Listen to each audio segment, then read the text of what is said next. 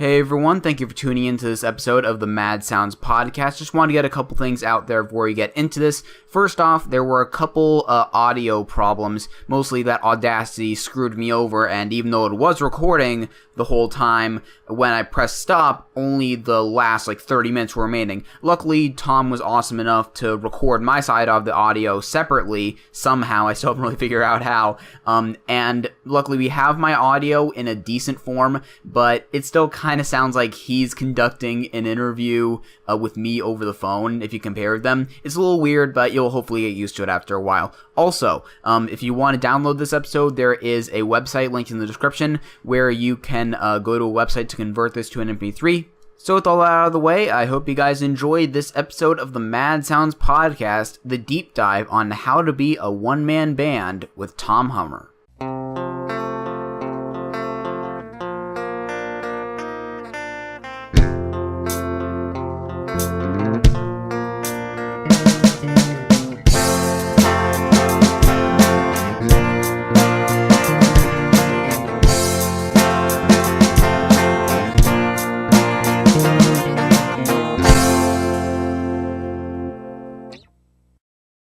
Hey everyone, welcome to another episode of the Mad Sounds podcast. Today, like with the last episode, we got a little one host, one guest thing going on while Johnny's still getting his stuff fixed.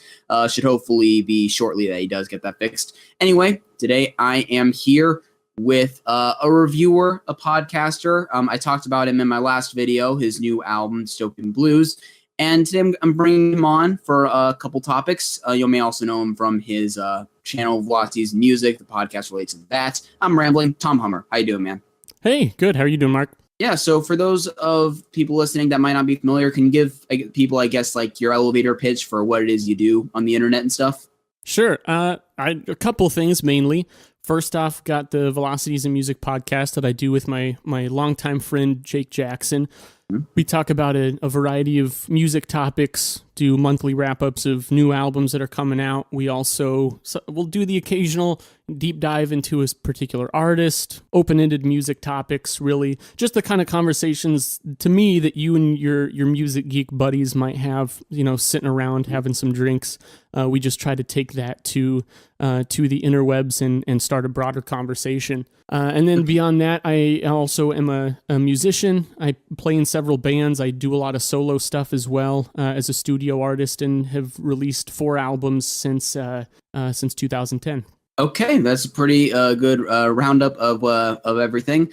And yeah, guys, Velocities Music, the podcast they've been doing now, they've had it in this form for, I believe, the past year or so. Because maybe, 6 years prior to that, they've been running it as kind of the traditional video review thing that you might be used to seeing from me or ARTV or Needle Drop or something like that. Albeit with 2 people instead of 1, which gave it its own cool little dynamic. And this, what you guys are doing now it's basically a more focused version of what I'm doing on Mad Sounds. Because you guys just kind of stick to one topic per thing. And yeah, whereas this is just kind of, who knows what's going to be each time. I mean, maybe it's a little more unpredictable, but it's you guys kind of got a good thing going. Yeah, thanks. We're really enjoying it. It's kind of, a little more relaxed and fits a little more with, kind of what we would do naturally anyway, just sitting around chatting. Yeah, exactly. And that's actually what I've been thinking lately, since I've been putting a little more thought into what I'm doing on this podcast. It's been going for a year at this point,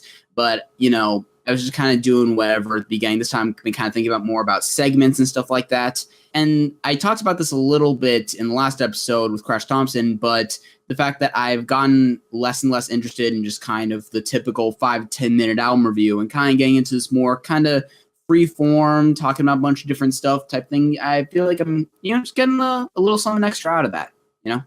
And it's less just grueling work and scripting and stuff, Now, your channel, Velocities Music, back when it was an album review thing, I just got to point this out. I pointed this out a few videos back. I'm doing way too many callbacks in the first 5 minutes. Wow. Sorry for any sorry for any Velocities Music fans that might be getting introduced to me through this. Wow, you're getting I'm putting out my elevator pitch more than you. That's it's all good. And anyway, I talked about how back when I was 13, 15 and just getting into the whole YouTube thing, I left a lot of cringeworthy comments on stuff like nothing super negative and stuff, but just like it's kind of hard to look at. And I started getting into review channels around the same time, and I think you guys were like one of the first few that were just right in the line of fire of that. Yeah. You know, it's not so bad. Honestly, we have a lot of what I would consider to be cringeworthy videos out there. You know, I think that when we were doing full album reviews, we did somewhere between 800 and 900 of them. And right. You know, we continued, of course, naturally to get better at it, I would think. And so looking back, I mean, the first, honestly, probably few hundred are pretty bad. I mean, it takes a while to really get into stride. So, you know, if nothing else, I'm just thankful that people like you were willing to watch and comment at all and stick with us to some capacity. Because you know, oh man, I mean, anytime you start something, it's going to be kind of rough. But we were having a lot of fun with it, so we stuck with it, and I'm glad we did, because it got better from there. Yeah, because I mean, I've been keeping my channel going in general for the past like 2.5 years, which is way less than what you guys did. And even then, I look back at stuff from like 1 year ago, and I think, how are you okay with that lighting? Right. Which again gives more credit to the idea of podcasting, where you don't even have to worry about that. Just get a decent mic, and you're kind of all good. Right. Yeah. And that was a big struggle for us too. Is, you know, video production was never really our forte. You know, I'm pretty comfortable with audio production. And we really only started doing kind of the video stuff because we felt like we had to. And I don't know why we ever thought that. We always just envisioned it being a full visual experience, and it didn't really have to be, is what we realized. So it plays much more to our strengths now, I think. I noticed that you guys sometimes go into like a little tangent in the first couple of minutes, and then just like, okay, we got to talk about the album now. And I was like, okay, you guys are kind of going to a cool place. And, right. Yeah. And now that's a great point. Fully indulge that, you know? Right. That is exactly right. Yeah, but it's like a couple things kind of came to mind were kind of the worst of that I remember was you reviewed Lady Gaga's Born This Way. Mm-hmm. And I said with complete sincerity, it's like not even in a joking way, something along the lines of, I didn't even know it was possible for people that aren't gay to like Lady Gaga. And I was not bashing you guys at all. I was just that stupid. Well, I mean, it all depends, you know, on what part of the culture you're exposed to and what the fans are. I mean, that's certainly a big focus, and especially when you look at that album. I mean, the messaging that she was trying to make. I mean, that it makes sense that was definitely a target audience, but not exclusively. So, you're putting way more thought into that response than I did in that comment. It's all right. But I mean, you guys did kind of talk about this in what I guess would be your first podcast episode, where you talked about why you stopped the Velocities music thing in the video form to begin with. But there was this weird point where, which I think lasted like a solid year, where you just like put up that Spoon review and then just nothing for 11 months. And for a second, there were like a couple times where I legitimately thought, because I stayed subscribed the whole time. I was like, because like there was also like nothing on social media or anything, and I was like, wait, are they dead? Right.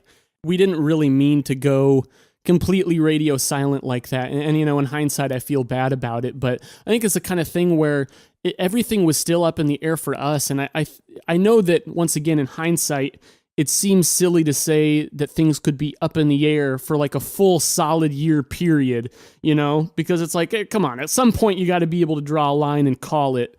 You know, say what it is, say what's going on, that we weren't doing that stuff anymore. But I think in me and Jake's minds, it was never really like a definite thing. It's kind of like, you know how some bands or artists will like break up and say they're broken up forever and then get back together like 2 years later, and it's like, well, that's not even LCD Sound System. Okay.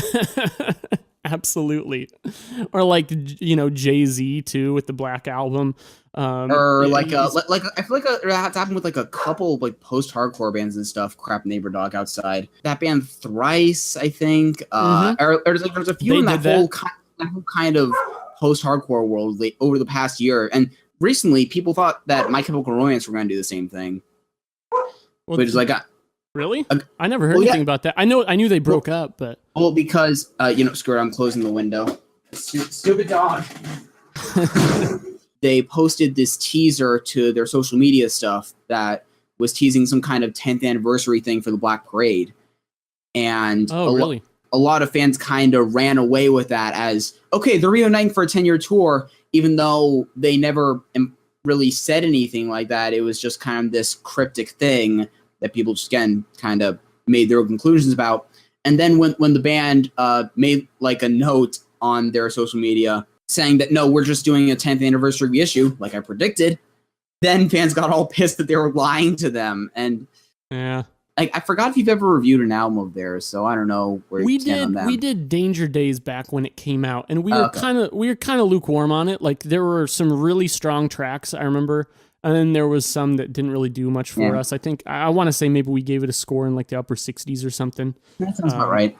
Yeah, but yeah, that was the most recent example I kind of think of that. Where were we with that? Oh yeah, you're kind of unannounced hiatus. Right, because we never planned to stop. You know, it was never like, okay, we're gonna stop. It was more just we got out of sync because I was out of town for a week, and then he was out of town the following week, and we were on such a rhythm of doing like 4 reviews a week that once we got off by 2 weeks, we were like, you know, screw it. Like we just couldn't get back on track after that. So it was one of those things, since we didn't just sit down and say, okay, we're gonna stop.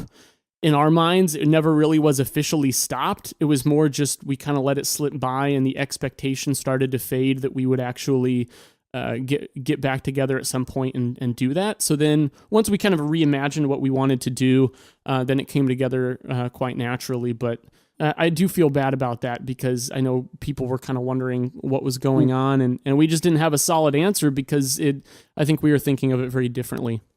Yeah, I think that especially applies on the internet, because that whole dynamic of the only way you can communicate to your subscribers is by just making the effort to make more content. So it's hard to like you can't post a status update or a tweet to a YouTube channel, you know? Right. So it's kind of understandable, like how, and forgive me if you did already mention that in that, I believe, epilogue thing it was called.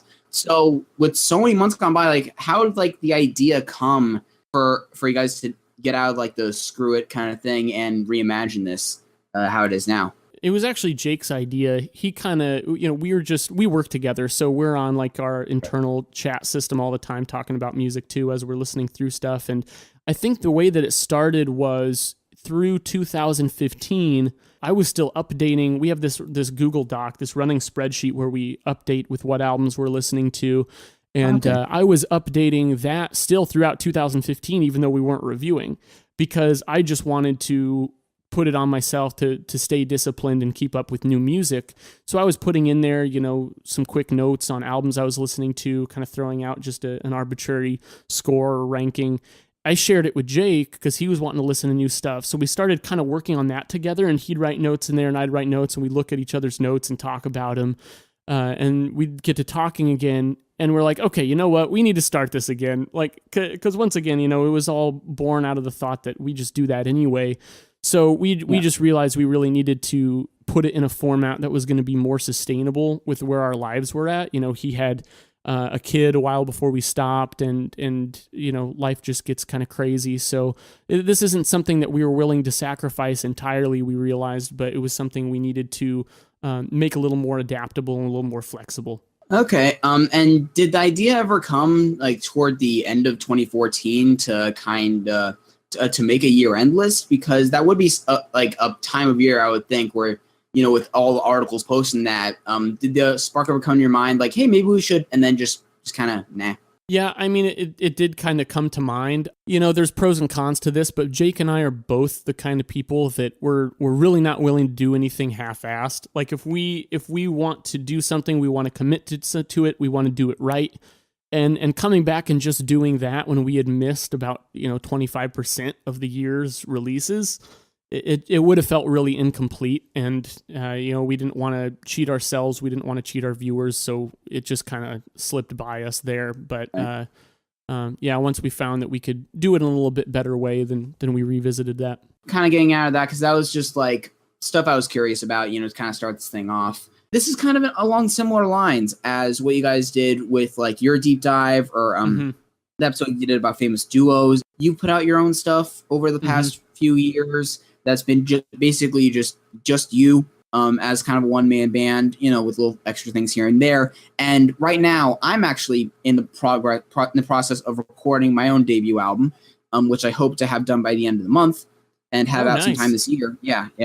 I was thinking that this might be an interesting topic to touch on, the experience of and just talking about the idea of doing everything yourself, of being a one-man band, essentially. So just to kind of start this thing off, I've kind of written down a list of people that have done this for reference. Yeah, I wrote some down that, have been kind of an influence to me.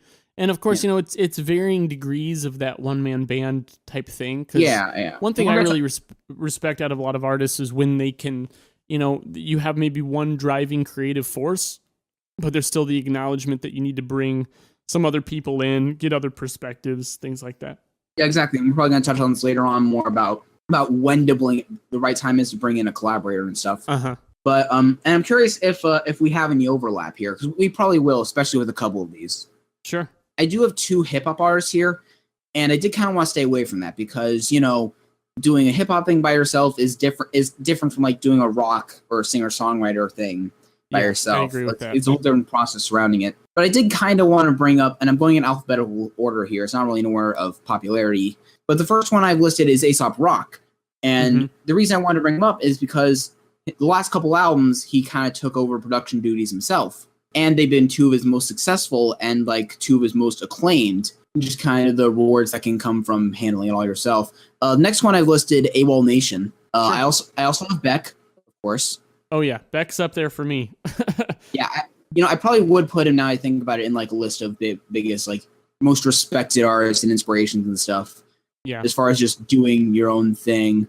And I'm still waiting for that album that has Dreams and Wow on it, by the way. Me too. Those were great singles, and it's once again kind of a different style for him. I mean, Beck was at the top of my list because really if there was one musician in the whole history of the world that I could be, it would probably be him, because he's just such a chameleon. Like it's kind of along the lines, like, I'm the kind of person that everything I see and hear I feel inspired by. And, I go to a concert and then whoever I happen to be seeing, I'm like, oh, I want to do that. I want to do that. I want to do that. But of course that's not really realistic. And then there are people like Beck who actually can do that and somehow make it all good.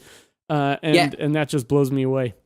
Yeah, and especially with what he's been doing lately, because kind of the one thing that he hasn't done, even though his music's been, for the most part, in an accessible realm in the grand scheme of things, he's never really done a full-on pop album, and that's something that I think he could do incredibly well, as these singles have shown, at least. Yeah, that's a good point. And actually, that does kind of lead into something interesting with this, is that while kind of being this one mind can make you have this one focused sound, it also means that you don't have to, like, consult other people if you want to go in some crazy new direction. You just do it. There's definitely that freedom there, which I think, a lot of solo artists and one-man bands are really attracted to. But it certainly brings some challenges along with it as well. And so that's something that came to your mind when you were putting together Dystopian Blues. So that was such a huge departure. Yeah, it is. And honestly, that's why. And I've always collaborated a little bit in the past. Mike Ball, drummer for my band, and he plays drums on every one of my first 3 albums on at least one track. Varying levels of involvement there. I brought in my oldest brother Dan to play violin on some tracks. So I do some of that, but part of the reason Dystopian Blues I decided to do all on my own. And even though there are live drums on maybe 3 of the tracks in there, I think, the middle 3 tracks, I still chose to do those on my own just because, I'm the kind of guy, like, I get I think everyone does, I get really self-conscious about my ideas, and especially when it's something new that I'm really all in my head about. I haven't really planned out. I'm just experimenting. I feel like it's a lot to ask someone to come and just waste time with you messing around, and, when you don't really have anything together. That's something I really kept in mind with Dystopian Blues, because it was a departure. Really, it was a palate cleanser for me. I just wanted to kind of hit reset and think, like, okay, I want to just do something completely outside of my comfort zone, unplanned. And it's tough, when you have, like, like a track 4 on the album is a long track called Dream Theme. It's like 11 minutes long or something, and the first part of that song has a lot of drums going on, but it's very sporadic, and the way that I put that together was very piecemeal. I think I just recorded me banging around for like 20 or 30 minutes, and then I just cut it up. I took the fills that I liked, I took the pieces that I liked and put it into a song. And like, when your writing and recording process is like that, I would feel terrible asking Mike to come over and just hey, play for 30 minutes and I'm going to cut the crap out of it.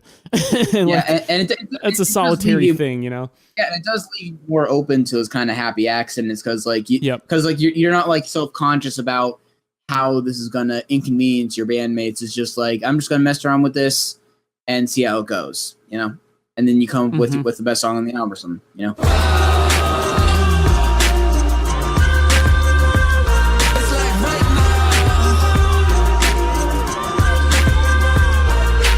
Now, the next one I have listed, Big Data. Now, he put out my favorite album of last year, 2.0. And on the note of collaborators, what he does is that he produces, he performs all the songs as far as instrumentation goes, but then brings in a guest vocalist on each individual song. And you could say it's kind of in the same vein as like an electronic or even EDM kind of producer.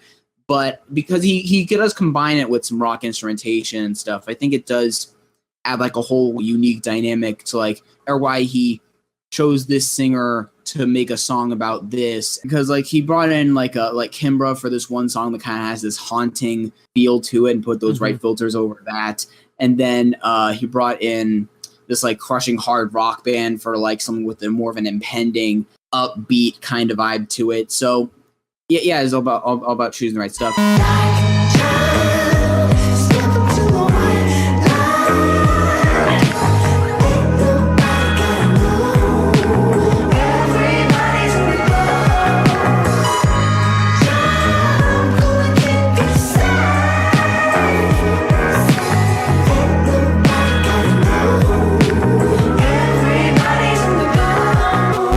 Say Gorillaz to a degree is kind of the same way. Yeah, but I almost put Gorillaz, but I decided to just out of curiosity look at the Wikipedia page for Demon Days, and there's like 40 different people that worked on that album. Oh yeah. So I was a little wary, I didn't put Gorillaz on my list either, but Blur is my favorite band, and so as a Damon Albarn fan, I'm a big Gorillaz fan too. And I think what I was thinking more is once they got to Plastic Beach, I know that Damon was a little bit, still he brought other people in to work on it, but he was a little more independent with Plastic Beach, to my understanding. Right. And that's just something, compared to, what you were saying about Big Data, that's something I've always respected a lot out of Damon, is he knows just the right people to bring in. The tracks with De La Soul, the tracks with Del the Funky Homo Sapien, tracks with Mos Def, Snoop Dogg, like all these different, Bobby Womack, all these different collaborators. He just has a really keen ear for who could bring something new to the table for each individual track. And I think, choosing your roster, choosing who's going to help you with these things is as big a decision as any. And I think that takes a lot of forethought. I'm a scary gargoyle on a tower, but you made with plastic power. Your rhinestone eyes are like factories far away. Hey guys, just want to jump in here to say I forgot Gotye, and I'm kind of kicking myself for that. I know Tom liked Making Mirrors in his review of that. Anyway, definitely recommend you guys check out Making Mirrors, as well as like Drawing Blood, his last 2 albums. What he does with the sampling and layering and all that, I thought was super creative, and I'm going to leave a clip from that right.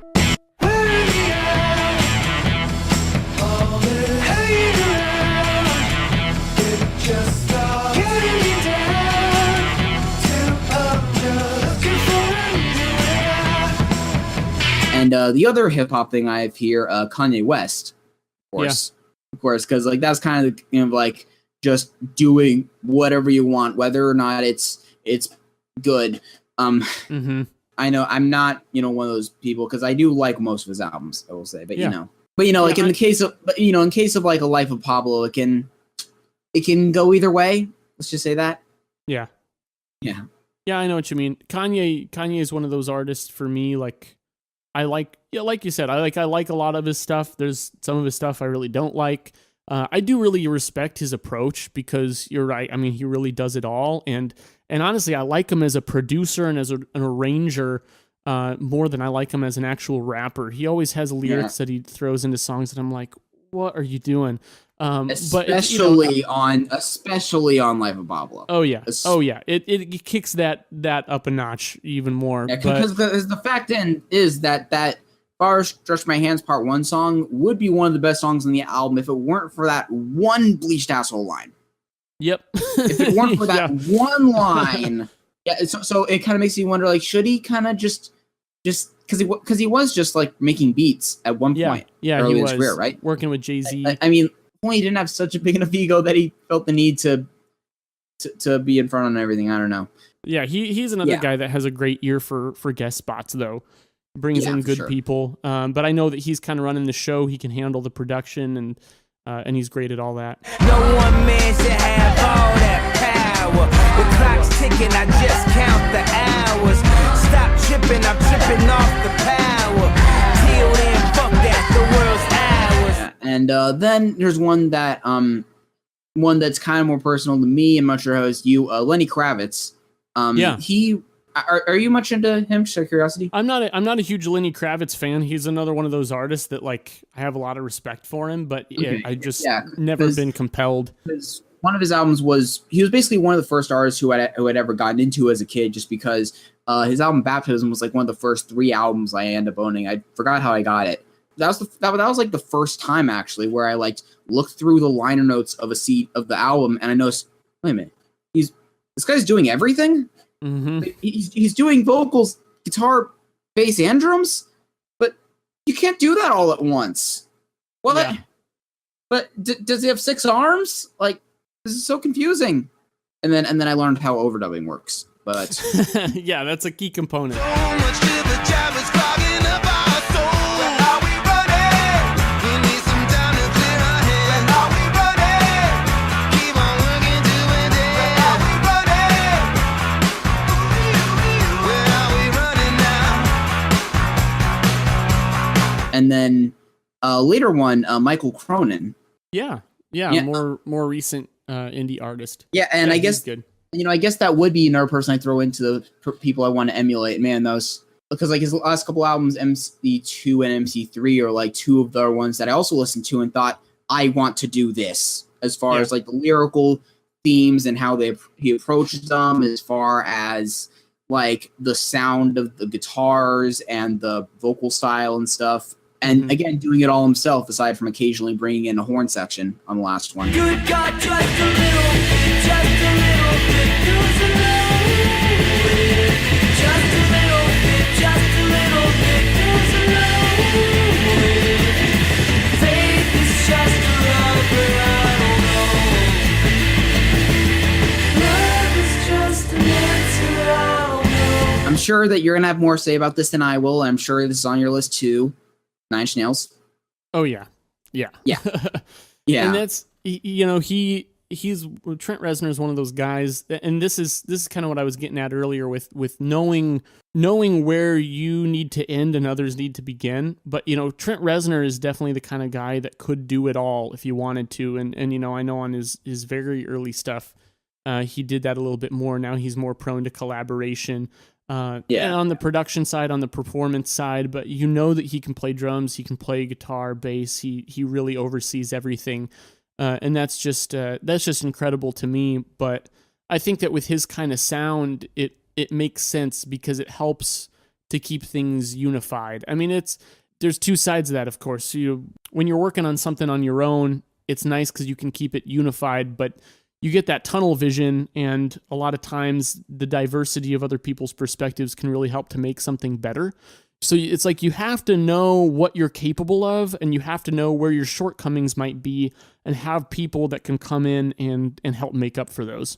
Yeah, exactly. I don't really have much to say. You kind of summed it up perfectly.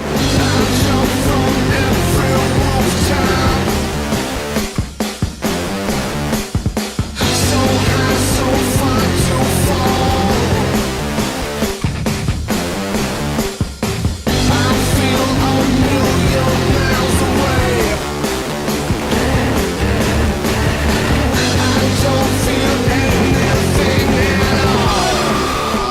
I also have Of Montreal, because I know because I know Kevin Barnes, because I still haven't gotten too much into their discography. I know they have a new one coming out next week, which I'm interested in. Mm-hmm. But I've at least listened to the album they put out last year, because I reviewed that, and Hissing Fawn Are You the Destroyer, because that was the one I went to in preparation for their last one, and I fell in love with that album.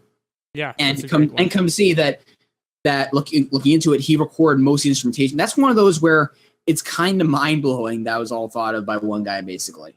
Yeah, because it's so outrageous and all over the place and stuff. Mm-hmm. Well, and he's been pumping out music so frequently for so long now. I know, it's like an album a year. Exactly. Like, again, the last one came out last year, and then I know he's been going since the late '90s. So this has got to be his 30th album. I think I want to say he's somewhere in the 20s with how many albums he has. I wouldn't be surprised. Actually, I'm gonna look him up. I mean, if you have anything else to say, I'm just gonna type that in real quick. I'm curious. Sure, yeah, I'd be curious to know too. No, I didn't have them on my list. I didn't think of them, but I am a big Of Montreal fan, and I think with artists who have that much quantity of music, it's going to be impossible to maintain a perfect quality.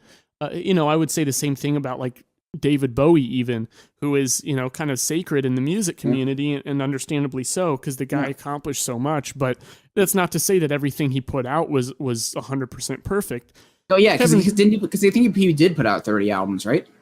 Yeah, he put out a crap load. By the way, this upcoming one is their 14th. Oh, 14th, really?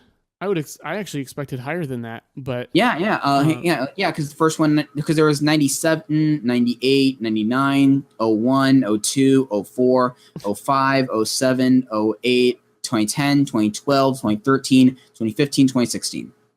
Yeah, so really just 4 or 5 years skipped in there, it seems like. We didn't pass together, this family sticks together. We will escape from the south to the west side. Mama rejects frequency, it's just verbosity to me. Where's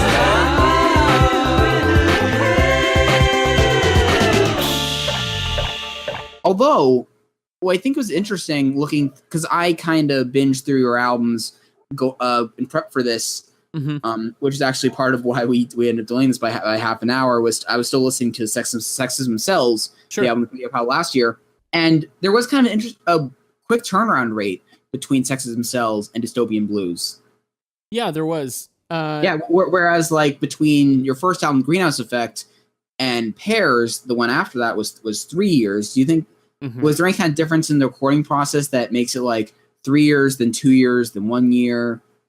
Is it just more experience? It's several things, really, because I've had all this stuff planned out. Well, my first 3 albums I had planned out, and even the album that I'm working on now, I've had planned out since 2009. I just have this backlog of songs, and I come up with ideas for albums that I want to make. And before the Greenhouse Effect even came out, I was like, okay, I'm going to put out this album, and then half the songs from Pairs were left over from the Greenhouse Effect that I decided to make this concept out of. Really, the odd thing to me is that Pairs took so long to finish, because that was 3 years between those albums, and really even a lot of it was recorded. But that was just a big growth period for me, because Pairs really stretched me in terms of performance and in terms of vocal ability. Singing has never been my strong suit. I think I continue to get better at it. But it's, it was tough. And so when I was making Pairs, I wanted to make it a notch up. I didn't want it to sound like the Greenhouse Effect Part 2. So I think I just really slaved over that and to make it better. And it's not perfect. And I don't expect anything I ever put out to be perfect, but I don't beat myself up about it. I'd rather have something done than something, than pull a Brian Wilson, right? And spend 40 years making a record. Right. But, I mean, actually, yeah, because I think it was 7 years between the album he put out in 2008 and the one he put out last year. So you might be on something there. Right. But I just wanted to take the time to get better, really is the answer to that. And then I already had most of the songs to Sexes Themselves written. And then the reason for the short turnaround between Sexes Themselves and Dystopian Blues is just that the Dystopian Blues I was just so relaxed about. I didn't have any of that written before I went to the studio. I started recording Dystopian Blues in June of last year, the month after Sexism Cells came out, because I was like, I just got to clear my head and do something different. And I was pretty much done with it by that fall. I just spent the next 6 or 7 months just going back and tweaking the mixes. I'd listen to it once or twice a week, go and adjust something. So I just spent a long time. I spent as much time just tweaking the mixes and doing production on it as I actually did writing and recording the songs. So that's just kind of how it turned out. It was honestly kind of an easy album to make, which was refreshing. Actually, going back to the vocal thing, that's kind of the one thing I've been struggling with a lot. Like trying to figure out which of my 2 octaves I should go with. And I've noticed that it kind of is easy to tell you've been more comfortable with it between Greenhouse Effect and Into Pairs and Into Sexes Themselves, because there's just been less reverb on it each time. Yeah. Oh, that's something. So, Jake from Velocities and Music, he helps me out a lot, and he's really, as close as I have to a true collaborator with my music. I have some other people playing on tracks, but Jake really, he's great because he doesn't hold back. He doesn't, he tells me when I'm doing something stupid that sounds like crap. You guys basically do that for a living on Velocities and Music anyway. So right. naturally you'd be like that right. with each other, I'm sure. Right, exactly. There's nothing held back between either of us. So every single time I make a first cut of an album of mine and I send it to Jake to get his feedback, like the first thing he always says is like, why are the vocals so low in the mix and why are they so washed out and reverbed? Yeah. He's like, you gotta bring them up. And I'm like, but it's just because I'm uncomfortable with them. And so I'll bring them up. Maybe I'll re-record them again too, but I'll bring them up in the mix. I'll back the reverb off. And that has seriously happened with every single album that I put out. Like the vocals start out and I'm really shy about them. And then I just realize, okay, for the sake of the music, I have to get over this and just bring them up and make them a little more clear. And that's just how it goes. I expect that trend to continue even as I do become more comfortable singing. There's always going to be that period of time where I'm unsure of the songs that I've written, and I try to kind of obfuscate them just for the sake of hiding those rough edges. But at some point I always give in, and Jake convinces me to make things a little more clear.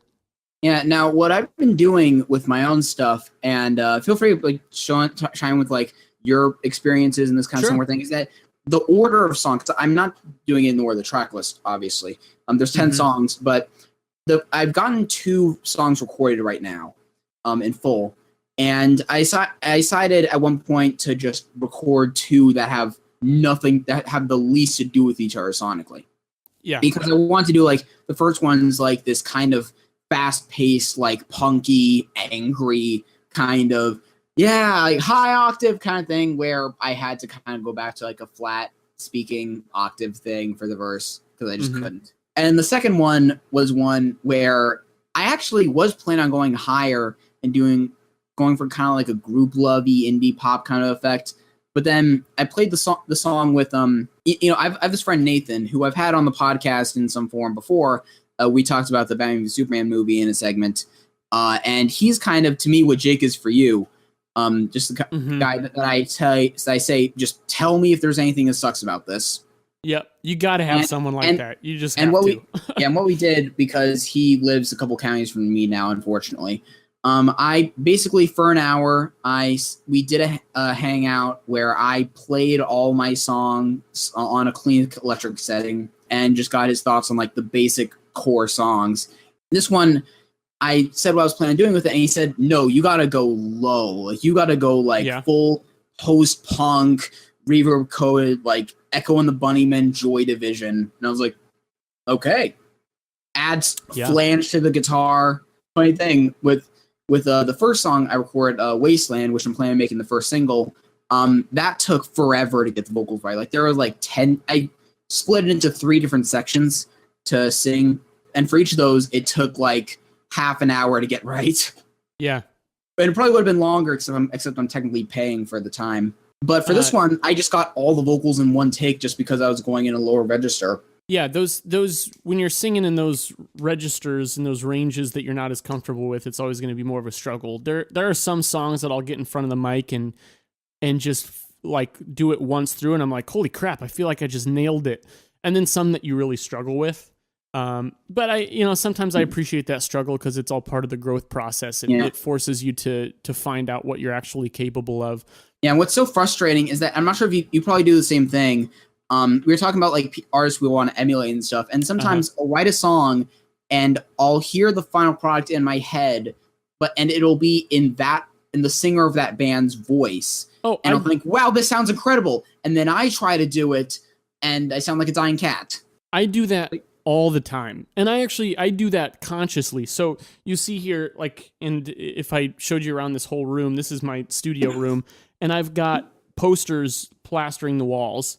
And they're very functional to me because it's got a lot of artists that I really like, some that aren't even my favorite artists, but maybe there's just one thing that I really like about them that they nail.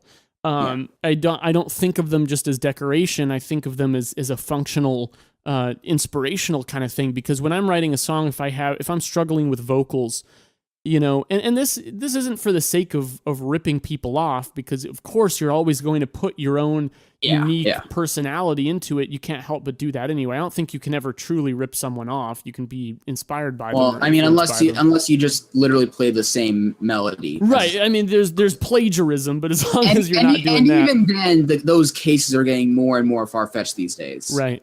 But if I'm writing like a rock song, for example, and I'm trying to think like, what kind of vocal presence do I want in this? I'll look around the room and I'll cycle through some of my favorite bands and I'll think like, what would this singer do? What kind of part would they write? How would they perform it? Is that what I should go for? And I always imagine that person singing that part. Like it's a really helpful way to try to nail down a style for what you're trying to do. And especially, like I said, since vocals don't necessarily come quite as easily to me, that's a really good direction to go in. The tricky thing with vocals is that, I play guitar, I play drums, I know about as much bass as a guitarist knows how to do. Mm-hmm.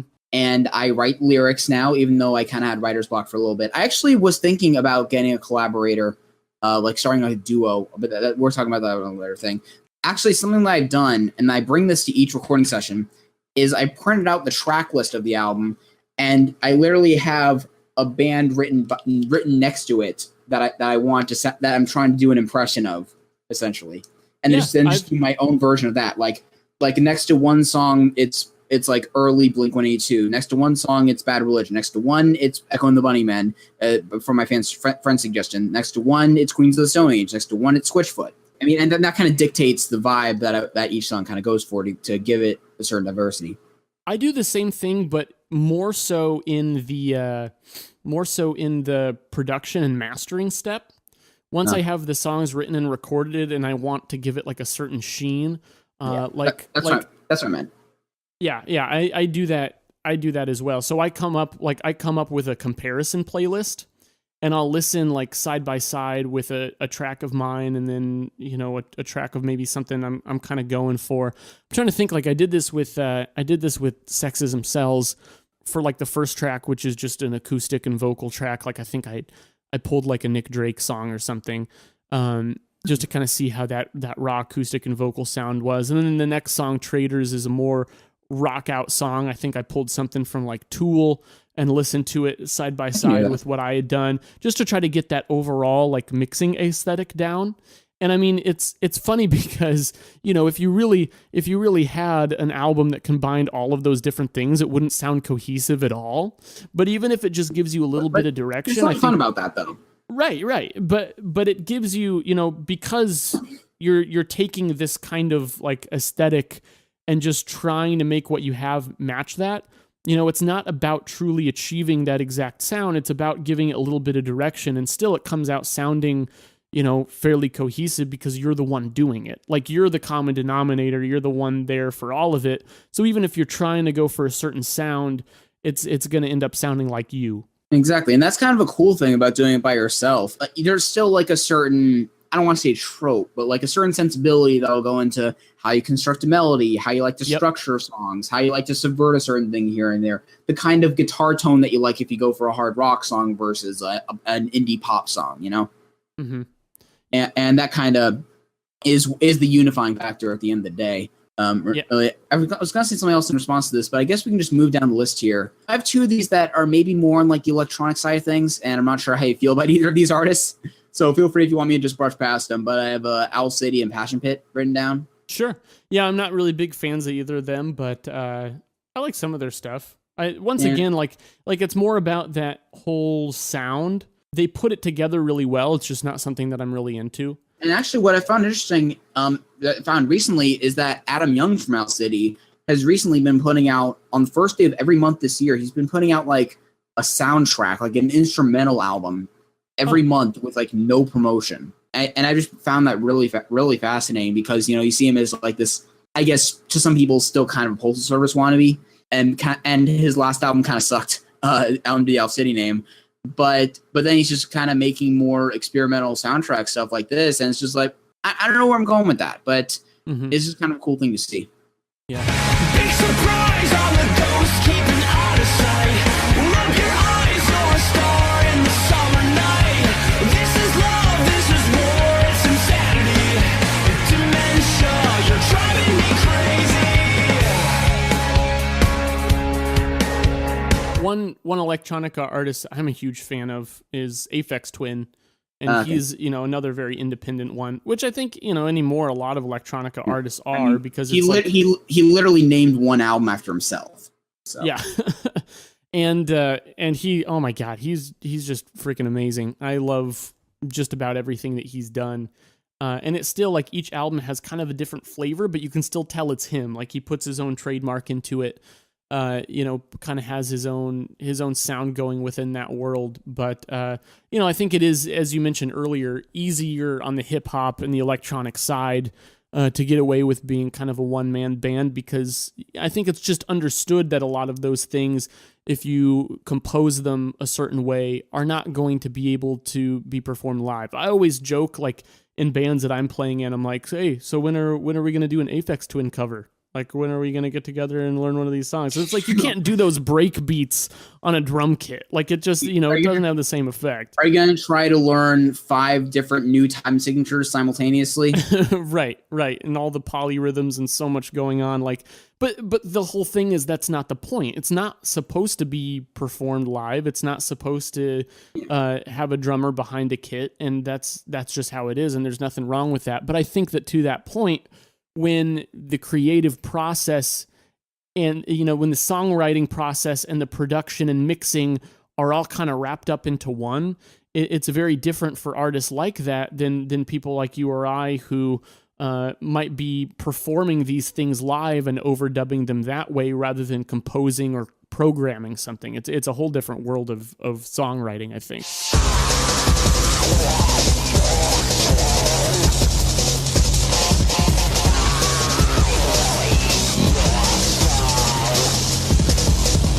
Basically, now I think I'm going to skip over one and just go to the last one I've listed here.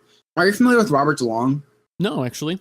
Okay, I kind of see him as like the ultimate one-man band act, because he kind of puts together like, it's half like electronic, half like indie pop, half kind of rock. But he essentially plays like all the instruments on his own stuff, like the programming and instruments and everything.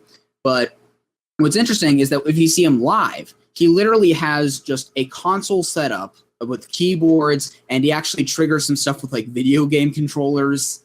Oh, that's neat. And he like loops stuff live to fit with the songs he's doing. And he actually more recently brings a drum kit with him and a guitar to play some of those parts. Because, you know, you see an electronic music artist, and I just don't really find those shows very interesting a lot of the time, because it's just I'm the like same way. You're sitting, it's like, no matter how much you're jumping, it's like you're sitting behind a laptop, maybe moving a few knobs, and there's like a pretty like screensaver display behind you. And it's like, no matter how good your music is, it's just hard to make that appealing in a live sense unless you're just on copious drugs and just dancing. Right, and I think some people are there just for that experience like that. They just want to hear the music and be part of this kind of communal thing. But for me, like I'm very, I would say, like voyeuristic about concerts. Like I'm there not just to listen, I'm there to see what people are doing. And this is why, like, this is something that actually I want to do a podcast episode about this on Velocities and Music, but I'll kind of, just mention a little bit. Like when I'm at a concert, I don't want to participate. Like people these days are all about crowd participation. I don't remember the last concert I went to where they didn't have you clapping your hands, Everyone did. 9 Inch Nails did that. I was at the freaking Marilyn Manson concert on so Friday. weird. And did that. I know. And I'm like, that's like, to me, that's a pop thing. But regardless of the style, when I'm at a concert, I don't want to be put to work. I want to watch you work. I want to see on stage what you're doing. I want to watch your technicality. I want to watch your performance style. And I just kind of scan the stage and see what everyone's doing and understand the connection between what I'm seeing and what I'm hearing. Like that, concerts are all about the connection between those two for me. When I'm just listening to a record, I don't get the visual experience of that. And so to me, it's like homework. I love like seeing how people do these different things and make these different sounds and understanding the visual aspect behind that. And that's what I don't get out of electronic shows because of exactly what you said. Maybe they're up there turning knobs and moving faders, and I know from experience that those do things, but because I can't see what they're doing, I don't understand how it's impacting the sound, so it doesn't really create for a very great experience for me, and that's just an obstacle. It's a personal kind of stylistic preference when it comes to music, but that's just what I go to shows for. I don't get into EDM concerts. I don't get into techno concerts or dubstep or anything like that. Some of those things I love listening to, but when I'm going to a concert, I expect a very particular thing. Yeah, exactly. Like it doesn't really add anything that you wouldn't get just by listening to the album and playing it in a room for some friends. Right. And that's actually going back to Robert DeLong, like something that because he makes it such an interesting display of doing so many different things at once, whether it be hitting a drum pad and then like playing some synth melody and then singing the chorus and just going in front of the console and singing that over an instrumental and then going back to play a drum part and this sort of maybe not multimedia. It's technically one media, it's music, but you know what I mean? Like this totally multifaceted, like keeping your head turning it every second kind of thing that I think more electronic artists should maybe do to kind of keep things engaging at a show, to keep it interesting from an audience point of view, because we again, like you were saying, we see that it takes work to do the loops that they're doing live and stuff, but at the end of the day, like we're seeing that from an artist point of view. From an audience point of view, it just looks like they're just moving their hand a little bit. Did I leave my life to chance, or did I make you fucking dance?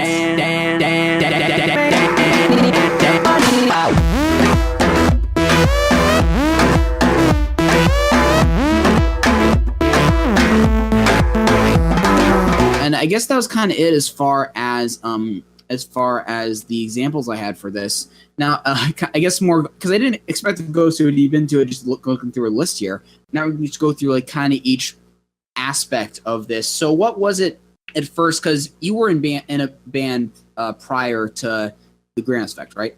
Yep. And I was in a band called Thoughts of Crossing, and we continued playing. We haven't really done anything in a few years because our drummer Mike, who, like I said, performs on my albums as well, he's an incredible drummer. And right around the time, like, he got married, started a family. He has 2 kids now. So we were all living together through college. So we were able to record, write, perform, practice whenever we wanted. It was great. After that, we still released another album a few years back, but we still get together and play from time to time. It's just, difficult to do to the same level. But, throughout all that, we were working together as a band. I started doing my own solo stuff just because it was so different from what we were doing as a band. And I'm like, I'm the bass player in my band. As the bass player, when I'm starting to learn guitar and working on guitar and playing a lot of acoustic, I can't just take that into the band. And it's like I said earlier, I'd feel very selfish doing so. I think it's tough One of the reasons I kind of got into doing my own solo work is just because I think it's a lot to ask someone to start playing with you, but allow you to have full control. If I'm in a band with someone, if I'm working with other musicians, which I do all the time, I'm in like 3 or 4 different bands right now, working with different groups of people. I love collaborating, but it's a whole different musical experience than doing stuff on your own. And I think that at least for me, I'm the kind of person that I also need to have my own pet projects to work on, just because I need to have something that I have complete control over. I'm just kind of a control freak in that way. I'm a very stubborn and independent person. It's just my personality. So I love working with others, but if I didn't have that kind of solo outlet to get ideas out of my head and try things out, then I'd go crazy. But it's something that I would feel really, really bad and really selfish dragging someone along into, because I would want to be able to put my foot down and say, no, this needs to be this way. So right. That's what the solo work ends up being. Yeah, I think that's kind of why a lot of bands fall apart, is that there's this one defined, like, this is my band person, usually the front man. Band members start to feel a little bit oppressed, and it winds up just kind of, and then you get like a Smashing Pumpkins, where it's just him and a bunch of fire guns, even though the original band's kind of starting to come together now, but you know what I mean. Or like a Panic! At the Disco thing, where it's literally just one person. Yeah, at this point, because everyone else just gave up or went to rehab or whatever. And I feel like any conversation like this somehow circles back to the Beatles as well. The Beatles is a great example of that. With 4 strong personalities. Right. Oh yeah. And the the reason they broke up is because they wanted to go in different directions, both personally and musically. Yeah, and then once you listen to that stuff, that solo stuff came after, you really see like Paul wanted to push the poppy side of things. John wanted to push the political side of things. Yep. George wanted to push the, I guess, Eastern spiritual side of things. Then Ringo was just and a guy. He was there. And Ringo was there too. That's the footnote to that comment. But it always comes back to that one Family Guy cutaway gag. Where he puts it on the fridge. I wrote a song. Right there, where everyone can see it. All right. I love it. But the styles you just attributed to each of them is spot on. And what's funny is you listen to like the White Album, and it was basically just a compilation of kind of all of their solo ideas. You had that Eastern mysticism in what George was doing on some of the tracks. You had some of John's political stuff. You had some of Paul's just poppy stuff, and they just jammed it all into one album, and it still ended up being brilliant. But you listen to where they go with their solo careers after the Beatles broke up, and it's very similar. Like, I mean, if they had put out an album after Let It Be, or recorded one after Abbey Road, it probably would have sounded like a combination of what their first solo albums ended up being. It would have been a similar path. Didn't Paul record all of his own first solo album himself? He did. And he was actually on my list of one-man bands. He was at the top of the list. We probably should have gone into yours. Yeah, my mistake. No, it's fine. The ones that didn't overlap with mine. Can you go down those? And there was a lot of overlap there, but Paul McCartney is a big one because he was a big influence to me. I listened to the Beatles and his solo stuff a lot growing up because my father's a huge fan. And but it's one of those things where the music that you grow up with your parents listening to, you listen to because you have to. But I think there comes a point in your life where you're like, you know what? I should go back and actually choose to listen to that for once and see what there is to it. And with Paul's solo work, that came for me when I was like a sophomore in high school. I found McCartney 1 and Ram in like a CD bin that they were like $5 each, so I bought them. And reading that he basically just like performed every part in his home studio really blew my mind. And that's, I think, kind of how I got started with the Greenhouse Effect too, is I had these ideas that were really nothing more than sketches that I just wanted to get out of my head. So I recorded them, ended up fleshing them out a bit more, and that's how it went. But you listen to like Paul McCartney's first self-titled solo album, McCartney, and a lot of those songs sound so underdeveloped. They're so short. They'll be like 2-minute tracks where it just feels like he's just kind of jamming around. But I love that side of him. I love that he was just kind of about music for the sake of music.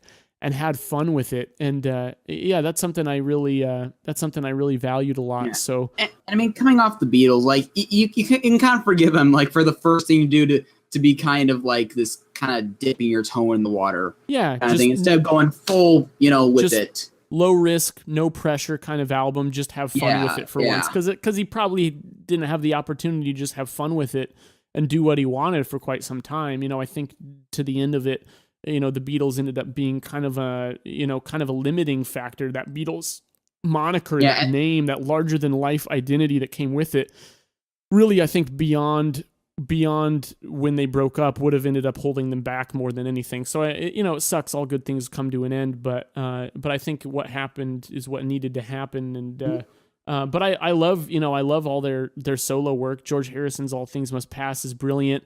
I was gonna make a pun about that when you said all good things must come to an end. All Things Must Pass. Yeah, it's definitely kind of a timely thing for him to put out. But John Lennon I respect a lot as a musician, but he's never been one of my more favorites. And to your point, where he was getting more political and a little more biting, and Paul was going even poppier, like. You can't imagine songs really from like Plastic Ono Band and songs from Ram really going together, and that's why I say like I think it was necessary for them to really split off. But for that reason, I've never gotten into John stuff quite as much. Like I have a lot of respect for him. I like a song here and there, but I mean I do have I did recently get a copy of Plastic Ono Band on vinyl. I've been meaning to get around to sometime. And I'm sure it's a good record. Oh, it is. It's a great record still. It's it's very heavy, and it's more, it feels more like a John Lennon therapy session, which I'm just like it just makes me kind of uncomfortable, despite its brilliance in the writing. So like I always come back to Paul because once again, like it feels like music for the sake of music, which seems odd because I tend to write really like dark stuff. Like a lot of my I noticed like listening through your stuff, it's like a lot of it does kind of touch on some heavy stuff. Oh yeah, yeah. I haven't found one silly love song. No, that's a great way to put it. Yeah, and I doubt I'll ever really do anything like that, just because I'm not comfortable with it. I don't know why. Like writing happy, upbeat songs doesn't come very naturally to me. But it's kind of odd because while I probably write in a more similar vein to John Lennon, I'd much rather listen to Paul because there's just this innocence and this like this just no BS about it. He's just having fun, and I'd like to think despite our output sounding quite different, I'd like to think that that's kind of the attitude I try to put into it. Yeah, and it's pop, but it's like mastery of pop, right? The ideal. And what I thought was funny is that he's the one Beatle that was like, okay, try this whole thing. I'm gonna do a band again. Yeah, gets wings together. And I think maybe this is kind of branching off to a whole different thing, but I think that maybe he would be my favorite Beatle. And because you guys already did a deep dive, so I'm not gonna get too much of it. But it's like I'm curious, because like even now he's still putting out really high quality stuff. Have you heard his last album? Yeah, new. That was like you're like 5 years younger than my grandpa. Why are you making better stuff than people half a century younger? This is weird. His run of albums starting in the 90s with like Flaming Pie, Driving Rain, Chaos and Creation in the Backyard, Memory Almost Full, and New. I wasn't as much into Kisses on the Bottom. It was a different kind of album. He was going for something different. It's kind of like this one-off past project. Right.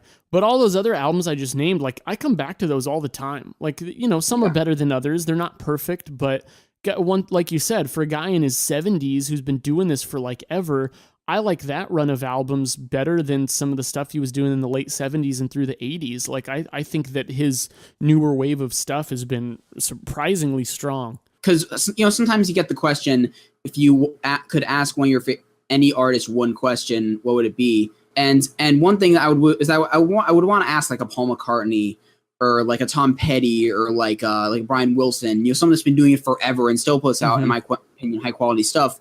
Like, how do you keep getting that? Yeah. Because we're talking about like with collaborators, like kind of vitality restored through that. That's exactly what Brian Wilson did with his last solo album from last year, No Peer Pressure. Have you heard that? No, I actually haven't listened to it. Okay, because I'm not sure if you heard, but there's like a ton of collaborations on there with younger artists.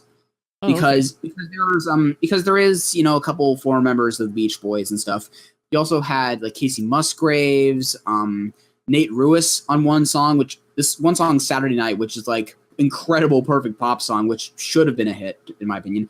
He also had on Cebu from Capital Cities, which is a collaboration you wouldn't think would work, but actually I think was really cool. Like as long as you're open to Brian Wilson over a synthesizer. And also, I'm kind of glad I'm doing this with you and not Jake, because I feel like he would get more pissed about this. She and him.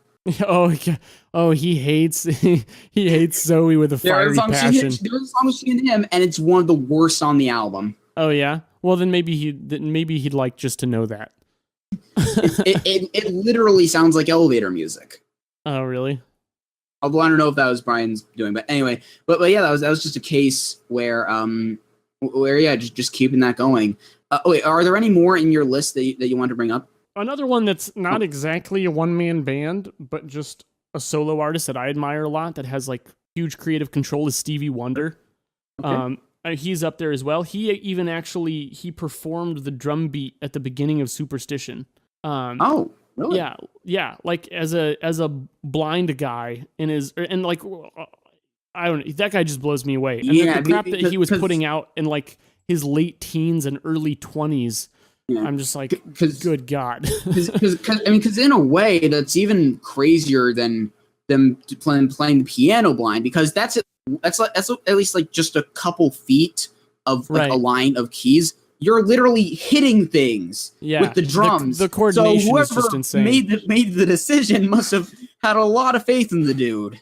Yeah, but that guy is a master. That guy, he just incredible songwriter. I should really get into his stuff sometime.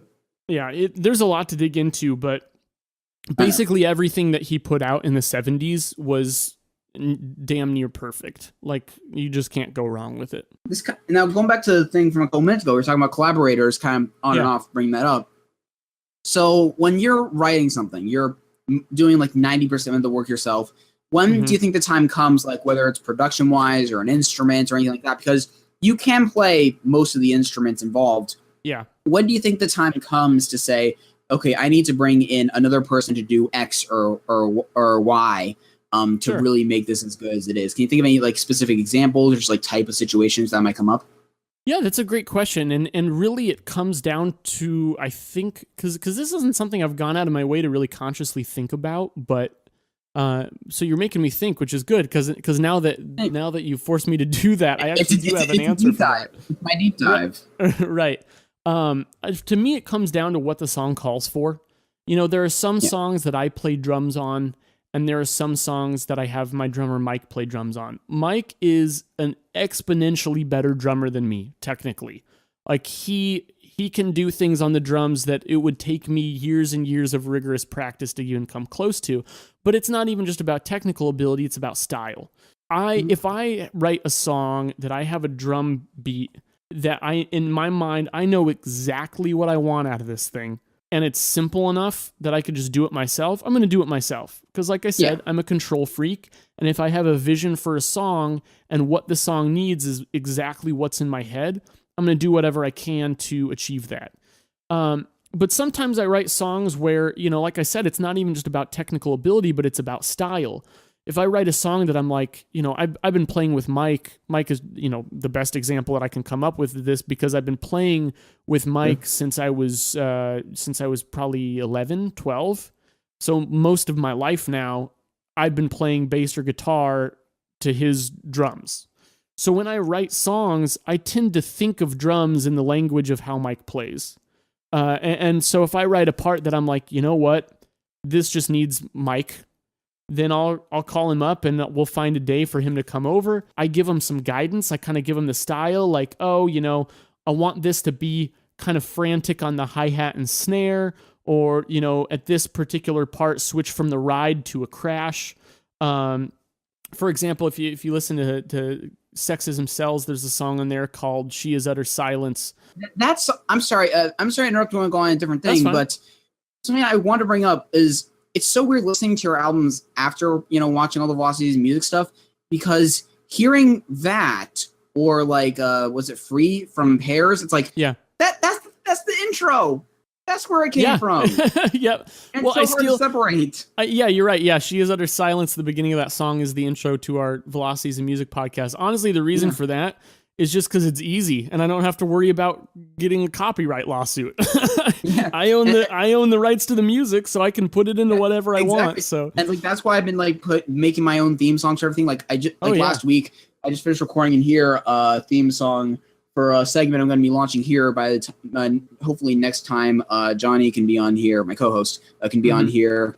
We're going to launch a new segment then. Also, the stuff I use for like my title sequence and stuff, and like the backing track of my What Mark Spins vinyl collection series is literally just this demo I recorded in 2011 or 2012 for a song, was for like one of the first songs I'd ever written.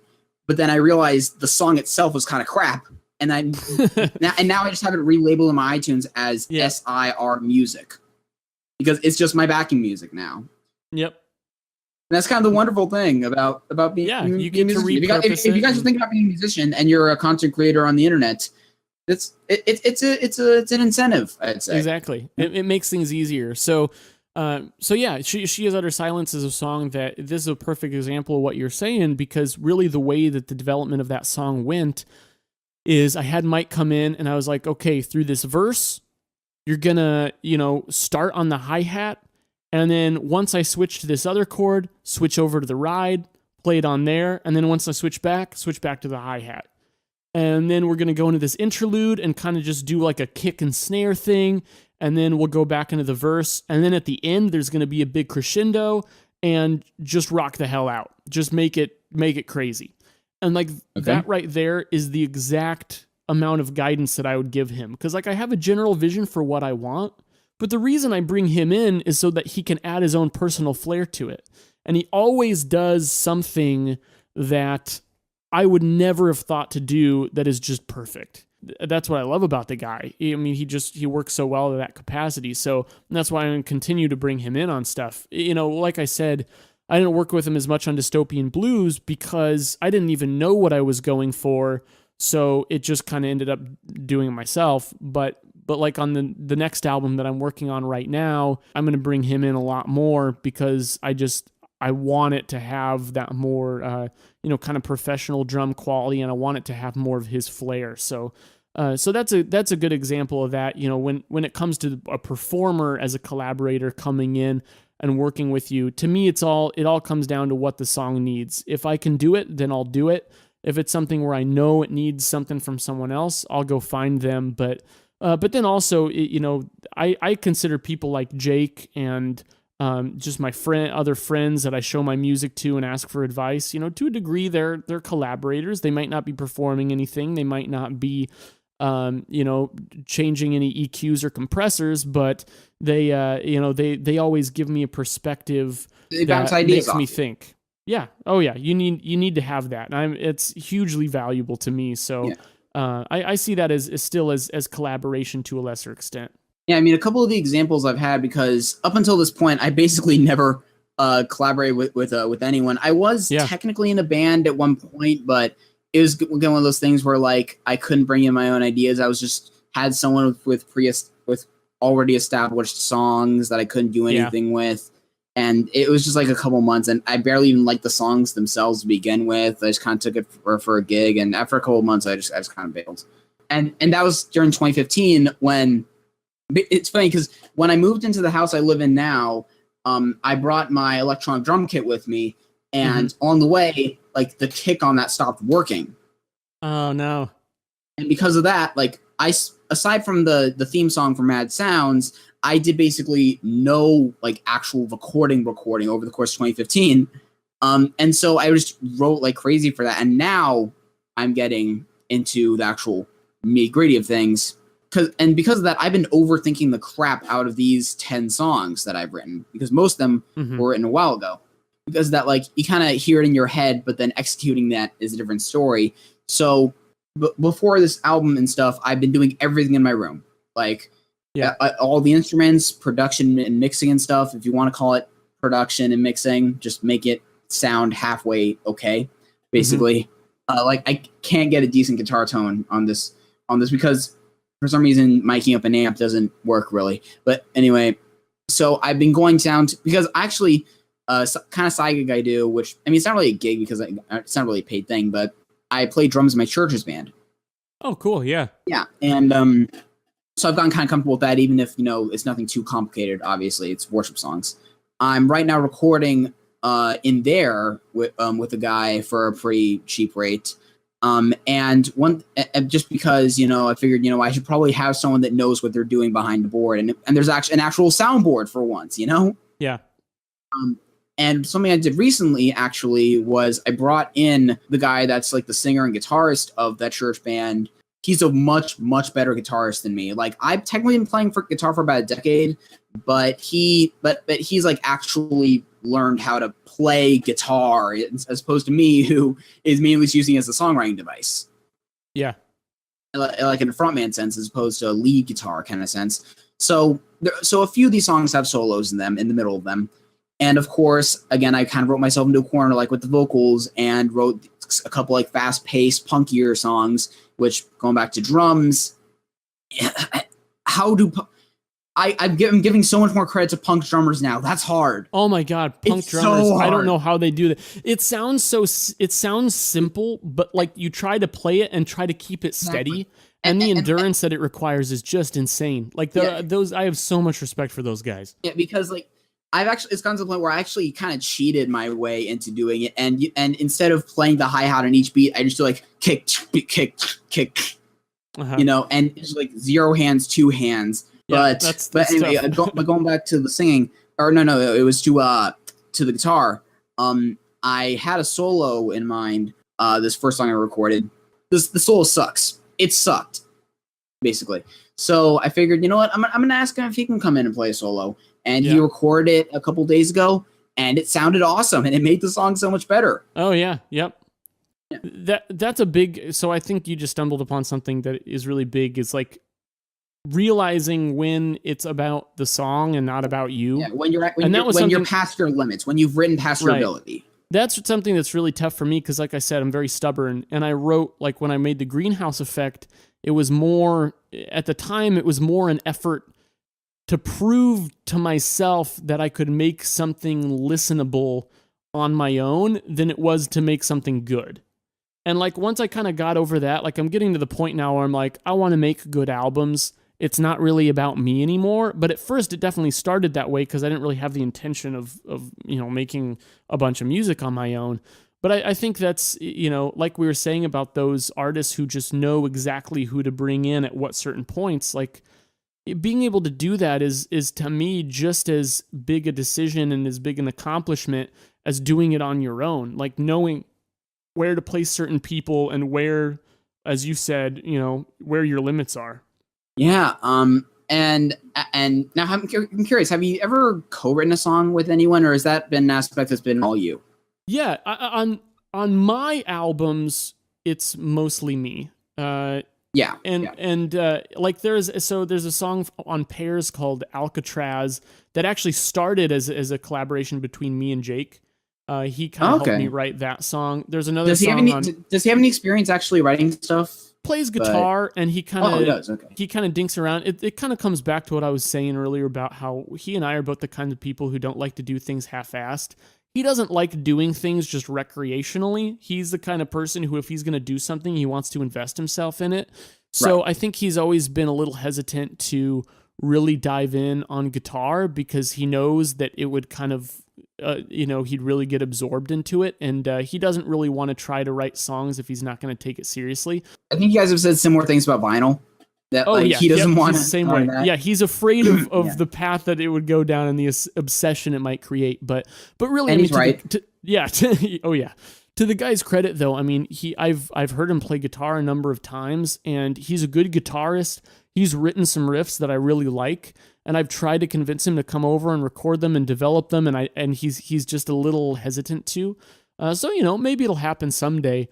But that's why he's a great collaborator as well, is because he has these ideas. He has the knack for what something should sound like.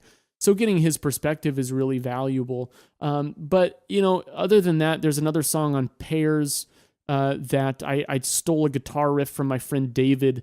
That one's Water Damage. The acoustic guitar on that in the beginning is actually my friend David that I do music with sometimes. And he had recorded that riff like ages and ages ago at my place. And I was like, you know, I think I could do something with that. So I called him and said, hey, you know, is it all right if I take this and repurpose it? And he's like, yeah, I wasn't doing anything with it. So I gave him credit for that. I think that's about it. You know, other than that, though, I mean, that's why I have my solo stuff, is to do stuff on my own. I love collaborating with people and writing songs together. Like I said, with my brothers, I write songs all the time. And any band that I've ever been in has been very collaborative, and I write songs with the people in the band. And I like doing that. It's just a different kind of experience. I still want my stuff that I can have control over. Like sometimes you can almost have too much freedom, you know? And you don't know what to do with it. So having that direction or having some kind of limitation or guideline to go by can actually be really, really cool. I'll throw out an arbitrary example, but like say write a song using only one guitar string. I don't know, you know, something like that. And it sounds like a stupid thing, but like once you challenge yourself to do that and place limitations around what you do, it can be really cool what you come up with, because it might not be your best song, but you could probably still challenge yourself to do something good that you wouldn't have done otherwise. And the way that people play into that, you know, and not to say that other people working on stuff is a limitation, but you had a starting point that you had to stay true to. And so where you go from there with someone having already started the work for you and having to remain true to that, it's a different kind of exercise, and it's limiting, but in a way that actually can maybe open you up to other things that you wouldn't have thought of otherwise. Yeah. So I guess kind of getting away from the recording aspect, I'm curious, in a live setting, have you done a lot of live gigs? So, yeah, I do. I play live as much as I can. Okay. So I'm sure, like, especially with the Soap and Blues, but like in the case of your first few albums, like what's your kind of setup in? Like, do you bring on a couple friends to be the rhythm section? Do you do what I have done in the past and just like bring a bunch of backing tracks for the sound guy to put in while you play guitar? How do you go about it? Yeah, I've never done the backing tracks approach. I've kind of tried, but once again, you know, not that I'm technologically challenged, but just it never does what I want it to do, and I'm kind of a stickler about that. Right. As I detailed in my last episode, it is definitely more trouble than it's worth in a lot of cases. Yeah. So the way that I've done it in the past is I just kind of do what I can with what's available. You know, I mentioned I play in several bands. I mentioned Thoughts of Crossing is kind of my first band, and they never did any of my solo stuff, but I do it. I'm in a band called Animal People with my friend Tom. It gets confusing. But my friend Tom, in that band, he writes a lot of his own stuff. I write a lot of my own stuff, and then we work on songs together. So when we do Animal People shows, that's a full band thing. My brother John, who plays guitar in Thoughts of Crossing, plays drums for that. So we're all kind of multi-instrumentalists as well. Okay. So we've done some full band renditions of some of my songs. We've played, from the Greenhouse Effect, we've played People Talking About Contracts a lot. We've played Wax Monument. And then also like some of my more like acoustic songs, I've ended up playing a lot live. I've played Drifting Out to Sea from Pairs a number of times.